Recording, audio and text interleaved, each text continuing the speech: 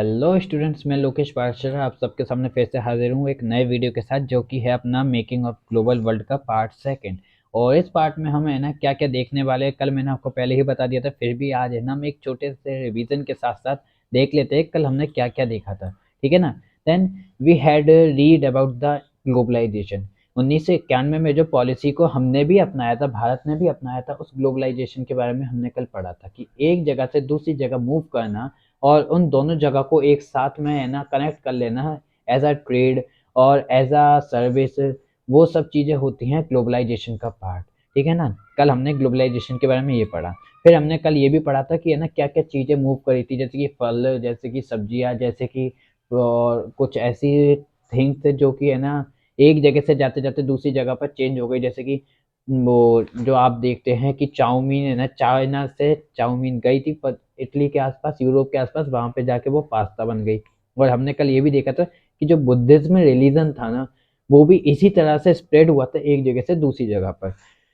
अब इसके बाद हमारे पास सबूत क्या है इसका?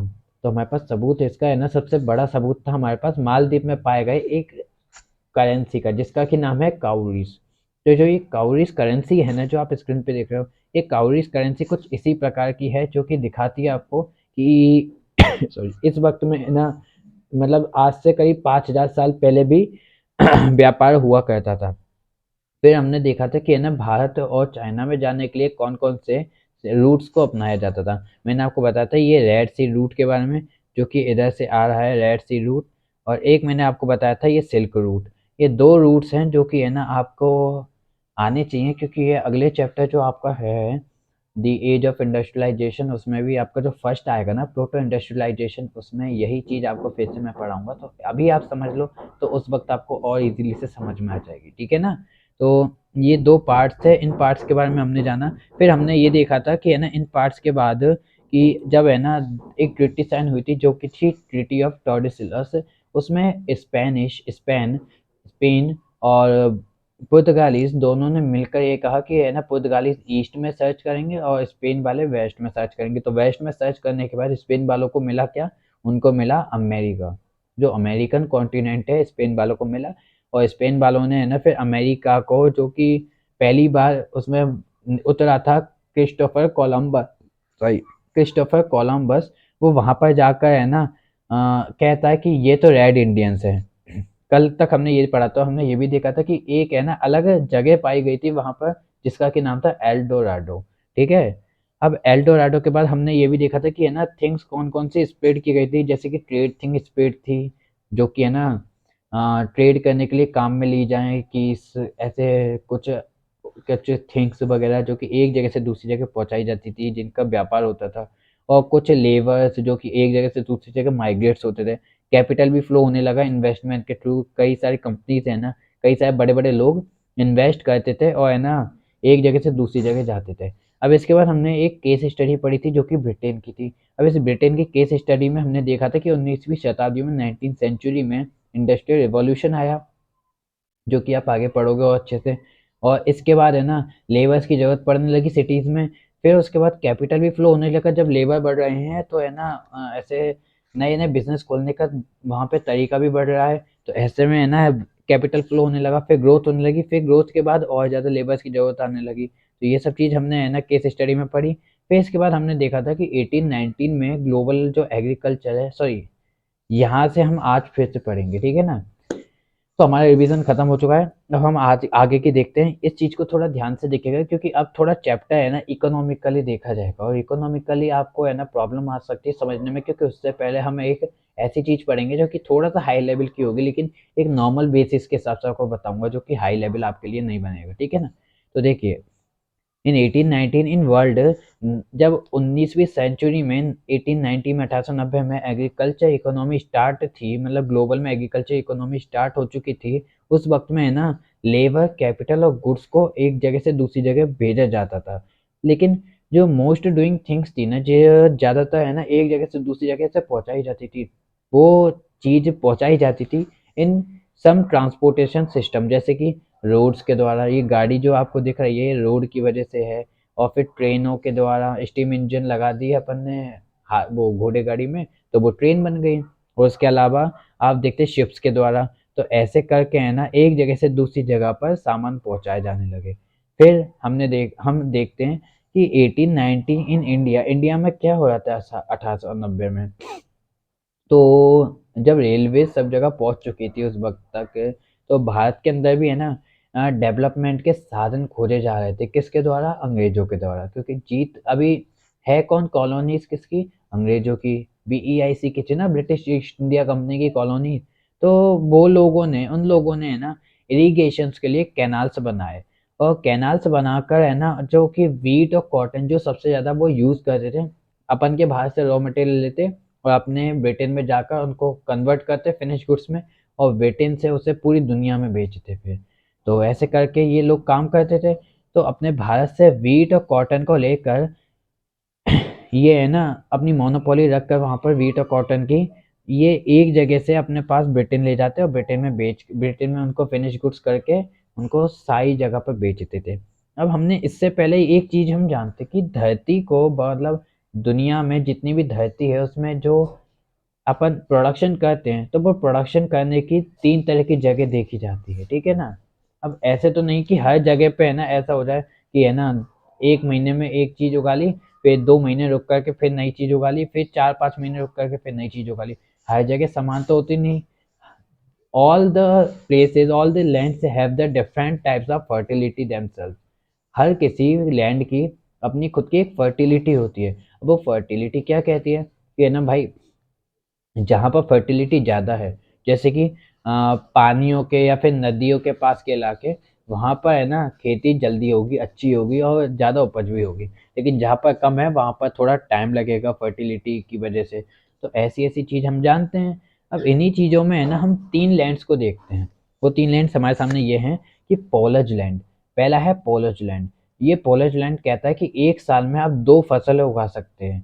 फिर पार्टी लैंड। ये पार्टी लैंड में आप है ना देखते हैं फर्टाइल होती है ये 1 से मतलब 1.5 साल से लेकर 2 साल, मतलब 1.5 ईयर से लेकर 2 ईयर्स तक है ना। जैसे आज उगा ली, जैसे कि आज ये मानिए फसल आ गई। अब इस फसल को काट करके अगले 1.5 साल में से 2 साल के बीच में आप कुछ नहीं उगा सकते, क्योंकि वहां पे फर्टिलिटी इतनी होगी नहीं कि आप है ना अगर बीज डाल दोगे ना तो वो सारे बीज बिगड़ जाएंगे, उनसे कुछ उगेगा नहीं। तो इसलिए एटलीस्ट 2 साल रुको और 2 साल के बाद फिर डालना, तब जाके है ना जो लैंड है वो फर्टाइल हो जाएगा और है ना फिर से कुछ नई चीज आने के ऐसे चांस बनेंगे वहां पर, ठीक है। और बंजर लैंड। ये बंजर लैंड का कुछ ऐसा है कि आपने एक बार उगा लिया कुछ, अब प्रोडक्शन हो गया, अब उसके बाद 4 साल आपको वेट करना पड़ता है, एटलीस्ट 4 साल। और उसके बाद आप है ना जब कोई नई क्रॉप डालोगे तो वो उगने में आ जाएगी। ये आप देख रहे हैं ये स्क्रीन पे, ये वाली स्क्रीन, ये है आपकी पोलज लैंड। फिर ये वाली आपकी है ना ये है आपकी पार्टी लैंड, और इधर की साइड आपका बंजर लैंड। ऐसे 3 तरह के लैंड्स में बांटा गया है इसको, ठीक है। अब अगला हम देखते हैं टेक्नोलॉजिकल चेंज। इस वक्त में क्या क्या तरह के टेक्नोलॉजिकल चेंज आए थे किस वक्त में? 1890 के बाद।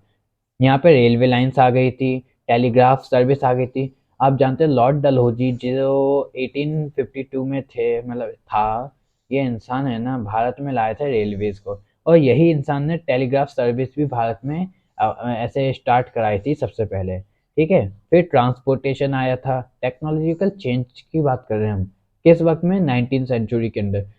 जो कुछ भी टेक्नोलॉजिकल चेंज है ना सब कुछ 19th सेंचुरी में हुआ है। तो रेलवे लाइन्स आई, टेलीग्राफ सर्विस आई, ट्रांसपोर्टेशन आई, और फास्टर रेलवे, और बिल्डिंग बिग शिप्स। मतलब रेलवे को है ना डेवलप किया गया जिससे कि वो और ज़्यादा तेज चल सके, क्योंकि उसमें रेलवे में जैसे सामान रखे गए अगर वो सामान सही टाइम पे नहीं पहुंचे तो वो बिगड़ जाएंगे, और वो सामान बिगड़ने का मतलब कि लॉस हो जाना। तो रेलवेज को और ज़्यादा इम्प्रूव करने की कोशिश करी गई।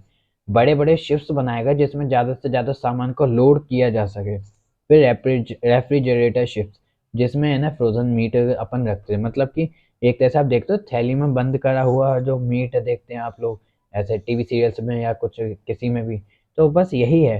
रेफ्रिजरेटर शिप्स होते हैं ना उसमें है ना ऐसे तरह के मीट्स को थैली में बंद करके उनमें रखा जाता है, और वो है ना ठंडे रहते हैं। तो इसकी वजह से है ना वो खराब नहीं होते जल्दी से, वो जैसे कि एक अगर मीट की जो है वो मान सकते हैं आप, जैसे 10 दिन चल सकता है नॉर्मली, तो रेफ्रिजरेटर शिप में रखने के बाद वो आराम से है ना 20-25 दिन या 1 साल के आसपास भी मान सकते हैं आप, कुछ भी हो सकता है। क्योंकि अभी मुझे ये चीज़ तो नहीं पता मुझे कि है ना ऐसे कैसे चलता है ये, क्योंकि I am a pure vegetarian, ठीक है ना। तो इसलिए मैं इस चीज़ में तो कह नहीं सकता, पर ये है कि है ना फ्रोजन मीट में है ना उस मीट की जो स्ट्रेंथ है, उस मीट की जो है ना रेगुलेरिटी है, वो इतनी तो होगी कि आप है ना आराम से उसे करीब करीब 6-7 महीने रख सकें, ठीक है।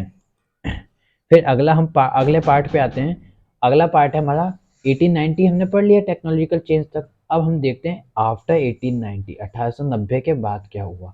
तो 1890 के बाद यूरोप में डेवलपमेंट हुआ और मेड कॉलोनीज। यूरोप है ना जो था वो डेवलप होने लगा फिर से, और उसने कॉलोनीज को बनाना चालू कर दिया। कैसे कह दिया, आप ये सोचेंगे कि भारत में तो वो पहले से ही आ गए थे, लेकिन यूरोप के और भी तो वो थे ना कंट्रीज, तो वो सब भी है ना डेवलप होने लगे और है ना अपनी अपनी कॉलोनीज बनाने लगे। और इसी तरह से आप पढ़ते हैं 8 क्लास में कॉलोनाइजेशन, ठीक है ना। तो कॉलोनाइजेशन को अपनाया गया, जिसमें है ना कई देशों में कॉलोनीज को बनाया गया था। जो कमजोर देश थे उनमें कॉलोनीज बनाते थे यूरोप वाले। अब उस वक्त में 1890 के बाद एक नई कंट्री है ना अस्तित्व में तो पहले से ही आ गई थी, लेकिन है ना फिर दुनिया में दिखने लग गई कि अब है ना नई कॉलोनीज बनाने में ये कंट्री भी आएगी। क्योंकि कुछ 13 उपनिवेश थे, बहुत बड़े बड़े उपनिवेश थे, जो है ना एक साथ मिलकर अमेरिका बने थे बॉस्टन टी पार्टी के बाद। अब इन्होंने कहा कि है ना ब्रिटिशर से क्यों है ना हर पूरी धरती पर अपनी कॉलोनीज बनाए, तो इन्होंने भी अपनी अपनी कॉलोनीज बनाना चालू कर दिया, जो है जिसका नाम है यूएसए, ठीक है ना, यूएसए। और उसी वक्त जर्मनी भी है ना अपनी इकोनॉमी को लेकर आगे चला था, और उसने भी कॉलोनीज का काम करना चालू कर दिया। और इस वक्त में फिर चालू हुई एक एक न्यू आइडियोलॉजी, जिसको कहा जाता है इम्पीरियलिज्म। इम्पीरियलिज्म इसमें है ना कहा, इसमें कहते हैं कि है ना जो बड़े बड़े लोग हैं, बड़े बड़े कंट्रीज है ना, वो चाहते हैं कि इस पार्ट को हम अपना बना ले, और इस पार्ट पे जो भी है ना कुछ उपज, मतलब जो भी कुछ मिनरल्स होंगे, प्रोटीन्स होंगे, जो भी कुछ उपज होगी, प्रोडक्शन होगा, जो भी लेबर्स होंगे, वो सब हमारे होंगे, ठीक है ना। इस सोच को कहा जाता है इम्पीरियलिज्म की सोच, की सामने वाले को हरा दो और उसकी जितनी भी चीज है ना उसको अपने पास रख लो, अपना एरिया बढ़ाओ। इस सोच को कहते हैं इम्पीरियलिज्म, ठीक है ना। तो अब हम ये भी देख लेते हैं कि व्हाट कंडीशन अबाउट अफ्रीका। अब हमने सब कॉन्टिनेंट्स के बारे में जान लिया। हमने सबसे पहले यूरोप के बारे में जान लिया। हमने ये जान लिया कि है ना 15 सेंचुरी में, 15 सेंचुरी तक एशिया में, एशिया पूरे कॉन्टिनेंट, जितने भी कॉन्टिनेंट्स थे ना उसमें एशिया, और सिर्फ एशिया के अंदर इंडिया और चाइना सबसे बड़े इकोनॉमिकल और फाइनेंशियल डेवलप देश माने जाते थे। भारत में है ना सोने की खदान तो नहीं, तो सबसे ज़्यादा सोना भारत में कैसे आया? बिकॉज ऑफ दैट, क्योंकि जब भारत है ना बहुत ज़्यादा प्रसिद्ध था, बहुत ज़्यादा ऐसे भारत के अंदर ऐसे रॉ मटेरियल्स थे, फिनिश गुड्स थे, जो कि है ना बाहर देश में डिमांड्स थी। अब इन चीज़ों को खरीदने के लिए लोग भारत तक कई बार आते थे, और है ना बड़े बड़े मोल पे सामान लेके जाते थे। इसलिए है ना वो जो रूट अपनाते थे सबसे ज़्यादा, वो था सिल्क रूट। इसलिए सिल्क रूट फेमस हो चुका था उस वक्त तक। और चाइना भी है ना अपना फेमस जो सिल्क था उसे बना बना कर उसी रूट से है ना दूसरे कंट्रीज में ट्रांसफ़र किया करता था, जिसकी वजह से चाइना का भी है ना जो ट्रेड था वो बहुत ज़्यादा प्रसिद्ध रहा, ठीक है। ये सारी चीज़ हमने देख ली थी। एशिया के बारे में बात हो गई, यूरोप के बारे में बात हो गई, अमेरिका के बारे में बात कर ली थी हमने कि क्रिस्टोफर कोलंबस ने अमेरिका की खोज करी थी 1892, सॉरी 1492 में। एट अफ्रीका की खोज, अमेरिका की खोज करी थी। उसके बाद है ना वहाँ पे एल्डोराडो नाम की जगह भी बताई थी। बहामास आइलैंड को खोजा था क्रिस्टोफर कोलंबस ने। उसके बाद हमने है ना अमेरिका देख लिया, एशिया देख लिया, यूरोप देख लिया। अब बचा क्या? अब बचा अफ्रीका। तो हम अब अफ्रीका को देख लेते हैं। इन 1880 1880 के वक्त में है ना अफ्रीका में एक है ना बहुत बड़ी बीमारी फैल गई थी, जिसका कि नाम था कैटल प्लेग, या फिर कहा जाए तो रिंडर पेस्ट।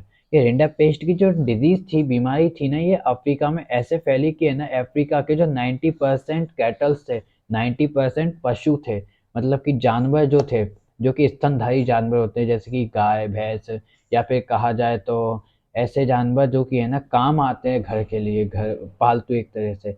तो उन जानवरों को अब आप डॉग वगैरह मत समझ लेना, ठीक है ना। उस वक्त में ऐसा कोई चलन नहीं था इनका। तो ऐसे है ना जो जानवर थे ना वो 90% बीमार हो गए थे कैटल प्लेग की वजह से, और उनकी इंसिडेंटली डेथ हो गई थी।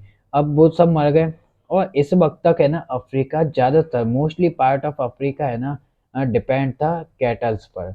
मतलब जीव जंतुओं पे सबसे ज़्यादा अफ्रीका डिपेंड था। वो एग्रीकल्चर में भी कम थे, लेकिन सबसे ज़्यादा वो पशुपालन में थे। तो ये जो कैटल्स पे डिपेंड थे, 90% कैटल्स मर गए। तो अफ्रीका के जो लोग थे वो हो गए अनएम्प्लॉयड। अब ये अनएम्प्लॉयड हो गए, तो इनको ज़बरदस्ती है ना यूरोप के लोगों में है ना, जब इंडस्ट्रियलाइजेशन हुआ तो उनको ग्रोथ होने लगी, और ग्रोथ के साथ साथ उनको लेबर की ज़रूरत ज़्यादा बढ़ने लगी। तो अफ्रीका के लोग है ना नीचे आते थे। और आपने एक ट्रायंगुलर ट्रेड के बारे में पढ़ा होगा, जो कि मैंने आपको पढ़ाया है शायद से, जहाँ तक मैं जानता, हाँ मैंने आपको पढ़ाया है अपन के 9th क्लास के चैप्टर में, बहुत अच्छे से डीपली पढ़ाया था मैंने आपको। तो ट्रायंगुलर ट्रेड के हिसाब से है ना मैंने आपको ये भी बताया था कि जो यूरोप के लोग थे ना, सॉरी, वो शिप्स को लेकर नीचे आते थे अफ्रीका के पास, और अफ्रीका के पास आकर के वो है ना फिर कैप्सियन लैंड पे जाते थे, और वहाँ पर जाकर मतलब कैरिबियाई लैंड पे, और वहाँ पे जाके लोगों को छोड़ देते थे, जो अफ्रीका से है ना मजदूरों को उठाया जाता, और वहाँ पे मजदूर काम करते थे, और वापस है ना यूरोप में वो सामान भर के ले जाते थे। इस तरह से काम किया जाता था यूरोप के अंदर। तो जो ये लोग थे ना, मजदूर जो थे अफ्रीका में, उनको कहा जाता था नीग्रोज। तो ये मैंने नीग्रोज के बारे में भी आपको ध्यान से ढंग से बताया, ये नीग्रोज, ठीक है ना। तो इनको नीग्रोज कहा जाता था। इसी वक्त में दो तरह के मजदूर होते थे, पहला तो नीग्रोज, जो मैंने अभी आपको बता दिया। एक और मजदूर होते थे जिनको कहा जाता था गिरमिटिया मजदूर, और कहा जाए तो इंडेंजर, ये वाला इंडेंजर लेबर्स, ठीक है ना। तो इंडेंजर लेबर, और हिंदी में कहते हैं इसी को गिरमिटिया मजदूर। तो जो ये मजदूर है ना, एक तरह से ये कॉन्ट्रैक्ट बेसिस मजदूर हैं।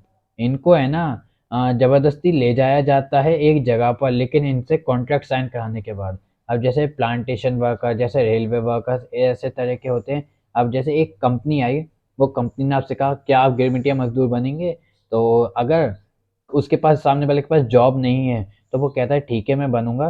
तो वो एक कॉन्ट्रैक्ट होता है, उस कॉन्ट्रैक्ट पे लिखा होता है कि 5 साल के लिए ये इंसान हमारे यहाँ पर रह करके काम करेगा, और इसकी जो सैलरी बनेगी, इसका खाने पीने का काम जो भी होगा, वो सब हमें इसको देंगे, और 5 साल बाद ये अपनी मर्जी से कहीं भी आ जा सकता है। तो ऐसा कॉन्ट्रैक्ट होता था। उस कॉन्ट्रैक्ट पे जो भी साइन कर देता था, एशिया और चाइना के कई लोग है ना गिरमिटिया मजदूर बने थे, वो उस जगह पे है ना ऐसे कॉन्ट्रैक्ट पे साइन कर दिया, और है ना यूरोप में या अमेरिका में चले गए थे।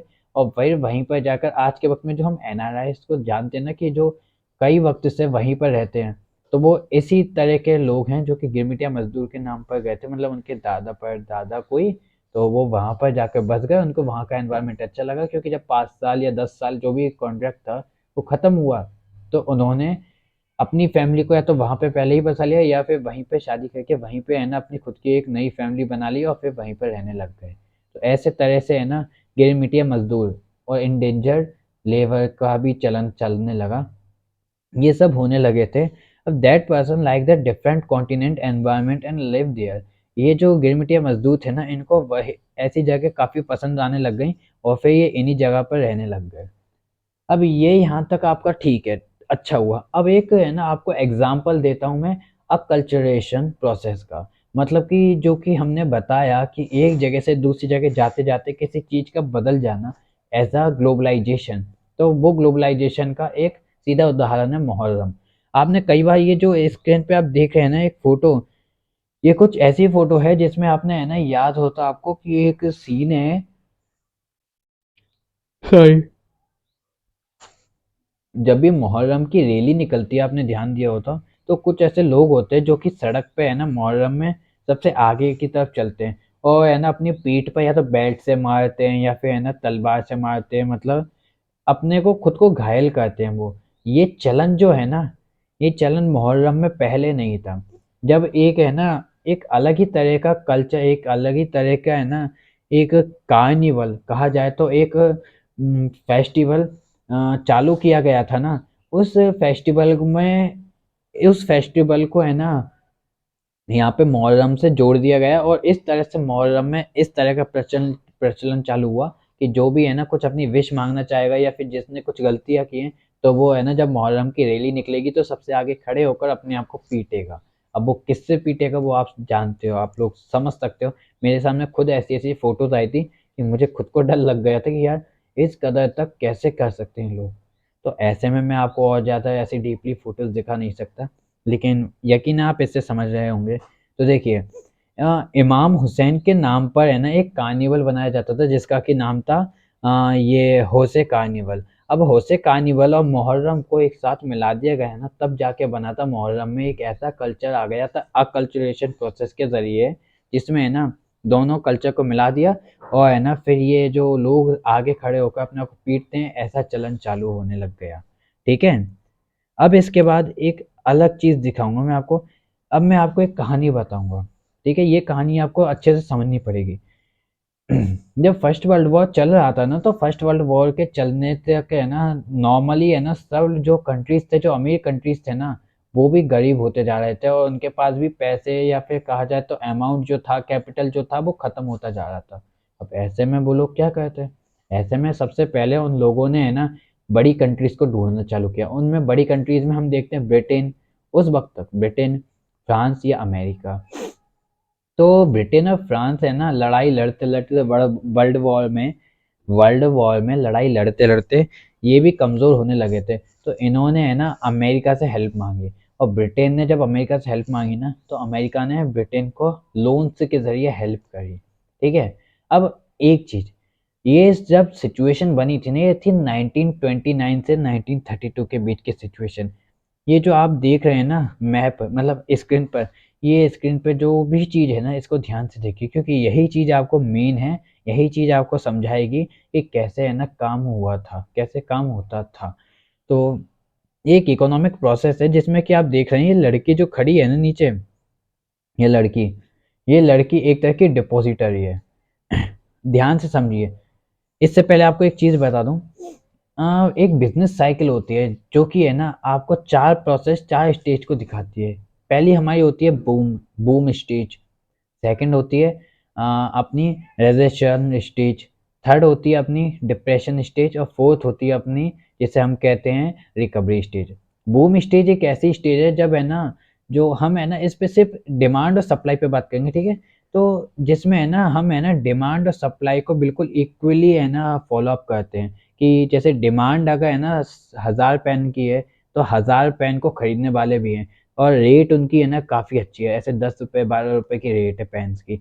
तो है ना जो कंपनी है ना वो सबसे ऊपर पे हो जाती है, इस वक़्त में पीक होती है कंपनी का प्रॉफ़िट। फिर है ना एक ऐसा वक़्त आता है जिसे हम कहते हैं रिसेशन स्टेज।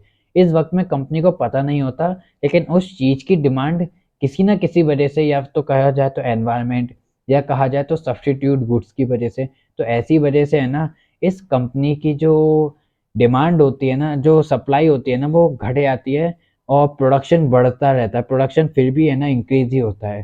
तो ऐसे में ये काफ़ी सारा प्रोडक्ट बना लेती है और रिसेशन पीरियड में जब इसको पता चलता है कि यार हमने तो बहुत ज़्यादा बना लिया, हमारे प्रोडक्ट्स की डिमांड घट गई है। तो ऐसे में है ना ये प्रोडक्ट्स को बनाना रोक देती है और अपने कुछ एम्प्लॉइज़ को बाहर निकाल देती है और इस जगह पे उनका शुरू होता है डिप्रेशन पीरियड।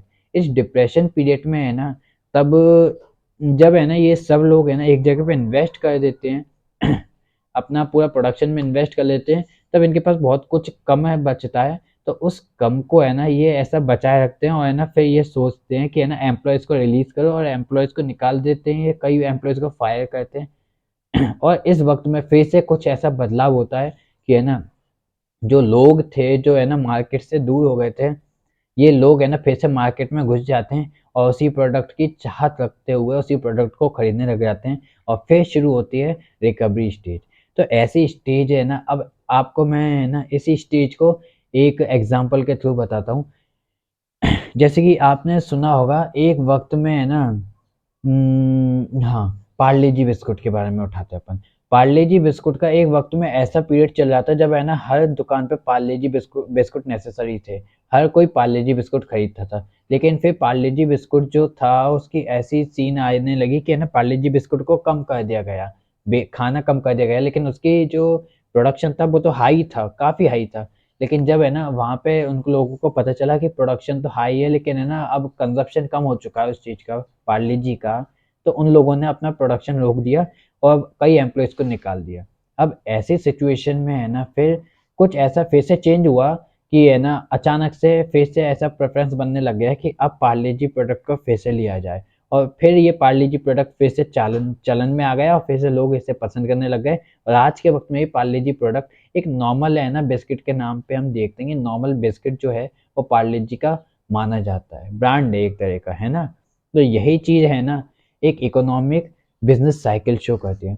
अब यहाँ पे जो मैं आपको बताऊँगा ना, ये वही इकोनॉमिक बिज़नेस साइकिल है, तो ध्यान से देखिएगा इसे क्योंकि ये चीज़ अगर आपने ध्यान से नहीं देखी ना, तो ये मैं गारंटी दे सकता हूँ, आपको है ना एक प्रति भी समझ में नहीं आएगी क्योंकि ये एक थोड़ा टफ मैटर बन जाएगा, ठीक है?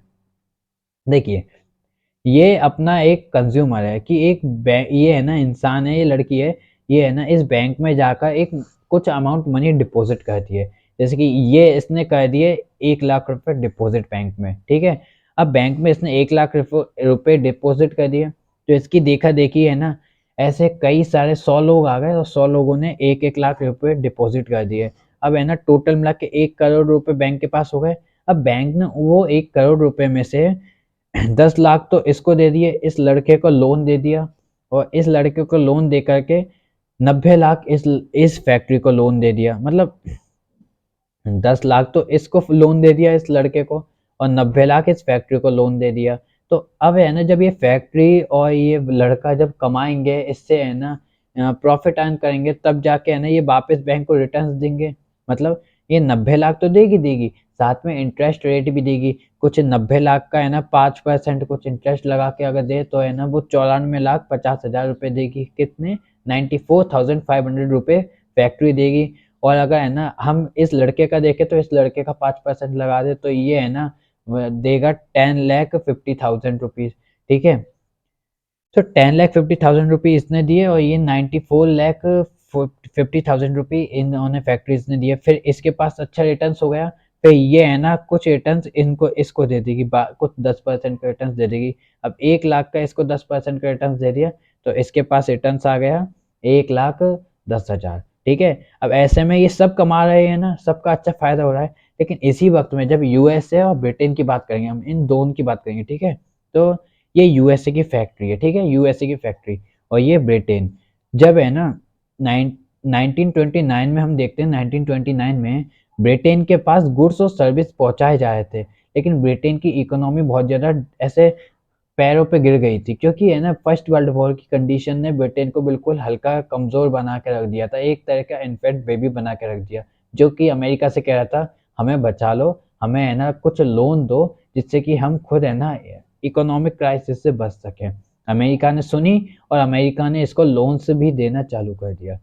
गुड्स और सर्विस जा रहे हैं, लोन से जा रहे हैं, तो इसकी वजह से है ना ब्रिटेन है ना फिर से डेवलप होने लगा, इकोनॉमिक क्राइसिस से बचने लगा। अब ये सब चीज़ें हो रही हैं, फिर हम देखते हैं जब है ना कुछ वक़्त बाद जब ब्रिटेन है ना अपने पैरों पे खड़ा होने लगा ना, तो ब्रिटेन ने कहा अब रुक जाओ, अब रुक जाओ। अब है ना ब्रिटेन ने कह दिया कि गुड्स और सर्विस जो ये बाहर अमेरिका से आ रहे हैं ना, ये हमें नहीं चाहिए। हमें नहीं चाहिए, क्यों नहीं चाहिए? क्योंकि हमारे पास हम है ना खुद सेल्फ इंडिपेंडेंस बनेंगे, मतलब कि हम है ना सेल्फ इंडिपेंडेंट बनेंगे और जो प्रोडक्ट्स है ना, उस प्रोडक्ट्स को हम खुद बनाएँगे, खुद अपनी कंट्री में बेचेंगे, खुद ही अपना है ना इनकम अर्न करेंगे। तो ऐसे सेल्फ सेल्फ इंडिपेंडेंस बनने के चक्कर में इसने है ना गुड्स और सर्विस रोक दिए। अब लोन्स तो ये ले रहा है, लोन्स तो लेकर ही अपना खुद का डेवलपमेंट कर रहा है। लेकिन गुड्स और सर्विस इसने रोक दिए, जिसकी वजह से क्या हुआ, ये जो फैक्ट्रीज़ थीं, ये फैक्ट्रीज़ किसको दे रही हैं गुड्स और सर्विस?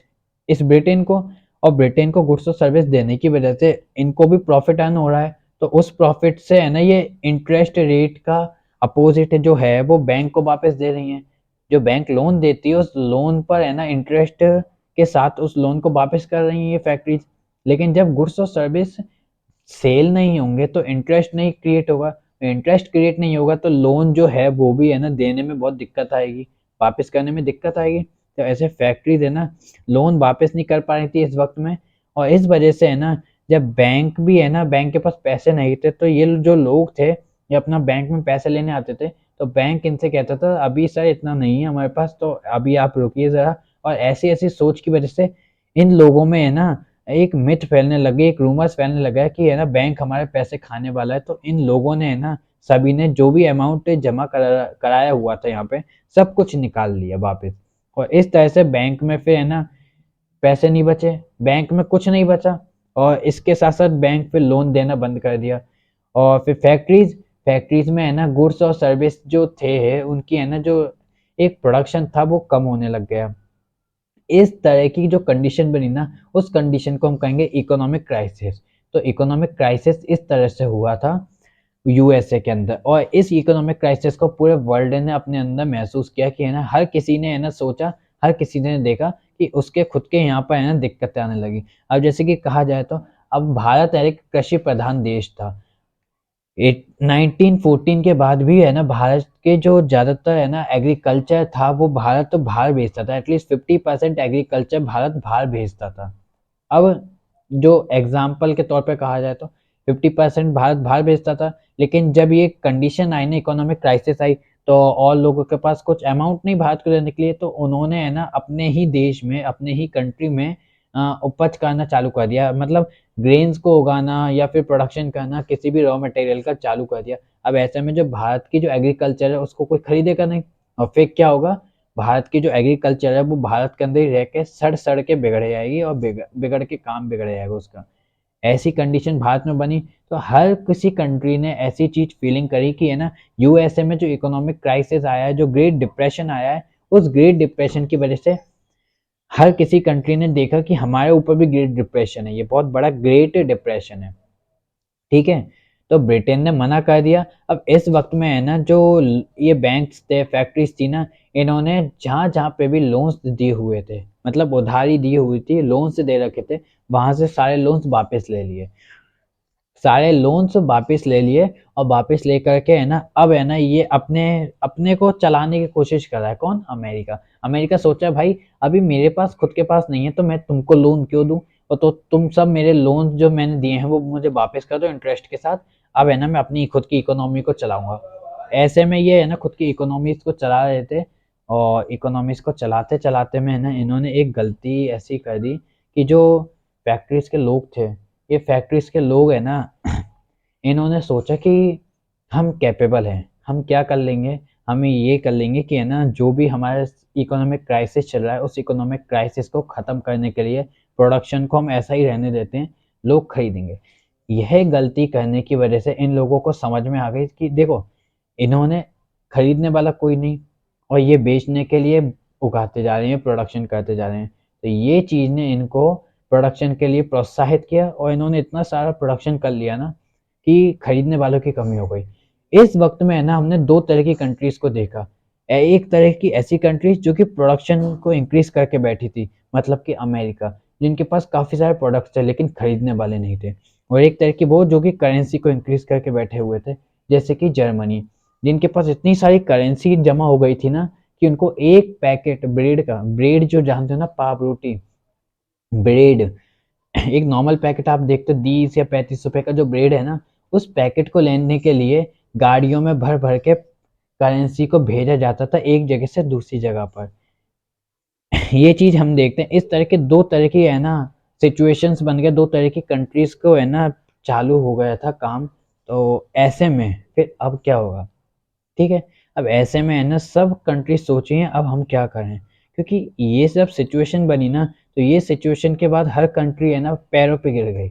हर कंट्री सोचने लगी अब हम है ना इस बड़े क्राइसिस से कैसे बचें। तब आप सोचिए, 1 मिनट वीडियो पॉज कीजिएगा और बताइएगा कि ये सब सिचुएशन के बाद है ना ये रिकवर कैसे हुए होंगे। मैंने आपको बताया ना, 4 पॉइंट्स बोले थे। पहला बूम, बूम पॉइंट जब है ना इक्विलिटी हो। दूसरा रेसेशन, जब है ना बनाते जा रहे हैं, प्रोडक्शन करते जा रहे हैं, लेकिन है ना खरीदने वाला कोई नहीं है, जो अभी चल रहा था। तीसरा डिप्रेशन, जिसमें फायर कर दिए गए थे एम्प्लॉयज, जो कि अभी कर दिया गया है, मतलब फायर कर दिया एम्प्लॉयज और है ना प्रोडक्शन को रोक दिया। चौथा रिकवरी, अब वो रिकवरी का समय आएगा। ठीक है, तो रिकवरी का समय आने वाला था अमेरिका के अंदर। अमेरिका के जो पॉलिटिशियंस थे उनने सोचा कि क्यों ना हम है ना अब एम्प्लॉयमेंट जनरेट कराएं, क्योंकि लोगों के पास इतने सारे लोग फायर कर दिए गए हैं, अब ये फायर कर दिए गए हैं, जॉब से निकाल दिए गए हैं, तो इनके पास एम्प्लॉयमेंट नहीं। और इनके पास एम्प्लॉयमेंट नहीं है, तो फिर ये क्या करेंगे? इनको एम्प्लॉयमेंट तो देना पड़ेगा जिससे कि पैसा फ्लो हो एक जगह से दूसरी जगह। पैसा रुका हुआ है, पूरी कंट्री में पैसा रुका हुआ है, तो पैसे को फ्लो करना पड़ेगा। तो इन्होंने है ना ऐसे डैम्स बनाना, रोड्स बनाना या फिर है ना बिल्डिंग्स बनाना, स्कूल्स बनाना, गवर्नमेंट हॉस्पिटल बनाना चालू कर दिया। किसने? अमेरिका के पॉलिटिशियंस ने। ऐसा करने की वजह से जो लोग थे ना, अमेरिका के अंदर जो लोग थे, उनको एम्प्लॉयमेंट मिलने लगा और फिर है ना उनके पास पैसे आने लगे, मतलब अमाउंट आने लगा, कैपिटल आने लगा। तो वो फिर है ना उस अमाउंट को खर्च करने लगे और इस तरह से है ना फिर से पैसा पूरे मार्केट में फ्लो होने लगा। और धीरे धीरे धीरे धीरे करते करते वो सब है ना फिर से सेल्फ डिपेंडेंट बन चुके थे। इसी तरह से जब मार्केट में पैसा फ्लो होने लगा तो दुनिया, मतलब कई सारे लोग सोचने लगे कि अब मार्केट में है ना पैसा आने लग गया है, तो इसलिए वो बैंक में फिर से अपना पैसा जमा कराने लगे, डिपॉजिट करने लगे, बैंक फिर से लोन देने लगा। और इस तरह से 1932 की जो सिचुएशन थी, 1929 से 32, वो 45 और 47 तक आते आते एक नॉर्मल कंडीशन में आ गई थी। और इस तरह से है ना सब कुछ फिर से हैप्पी एंडिंग में बदलता गया। ठीक है ना? मुझे यकीन है आप सब लोगों को समझ में आ गया होगा। यही तक हमारा ये लेक्चर है। इस तरह से हमारा जो कॉन्सेप्ट है ये ख़त्म हो चुका है और ख़त्म होने के बाद हमारी जो ये चैप्टर है ना, the making of global world, ये ख़त्म हो गया है। तो मुझे यकीन है आप सबको ये लेक्चर पसंद आया होगा। अगर आपको ये लेक्चर पसंद आया ना तो लाइक शेयर सब्सक्राइब में कमी मत रखिएगा, बहुत कम हो रखा है अभी आपका ये सब काम। तो देखिए, ठीक है ना? और अगर आपको ये लेक्चर पसंद आए तो देखिएगा, ये टेलीग्राम अपना ग्रुप है जो कि है लेट्स फील आर्मी, इस पे ज्वाइन हुई और अपने डाउट्स को क्लियर अप कीजिए मेरे साथ मिलकर। और साथ ही साथ में मैं है ना पीडीएफ वगैरह भी शेयर करता हूँ, तो ये पीडीएफ भी आपको वहीं पर मिल जाया करेगी। मिलते हैं आपसे अगले वीडियो में। Bye bye, Tata.